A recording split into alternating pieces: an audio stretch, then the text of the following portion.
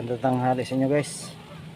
Ito yung pamasada natin ng trek guys. Ito yung pamasada natin guys na ano, e-bike. Ito guys. Ayusin natin yung payong guys. Na ano, tumitupi sa hangin. Pag malakas ang hangin, tumitupi. Kaya lagyan natin itong ano guys, ng mga kawayan. Ting-ting ito. Ang ilagay natin. Ayan guys, ilagay natin itong ano na to, ting na to, ito ang ilagay natin, itong ilagay natin guys.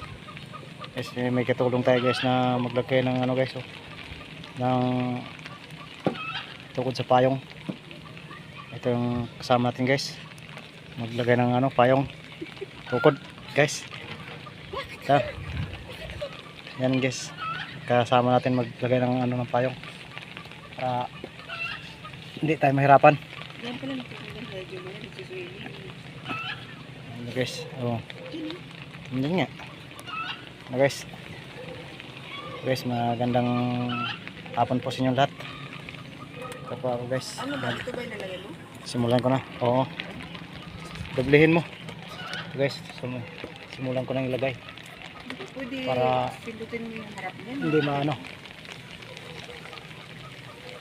para matibay yung ano natin guys, payong. Lagyan natin ito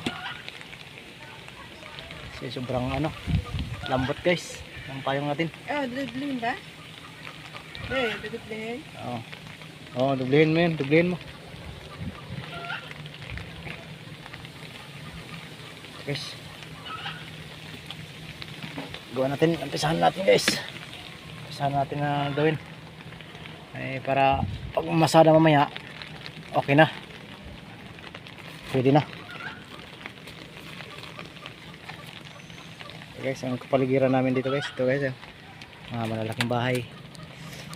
Sa atin lang medyo maliliit na bahay guys, ito lang. Ayan, subdivision na to guys sa amin dito guys. Sa amin lang maliliit dito ang bahay guys, sa kanila malalaki.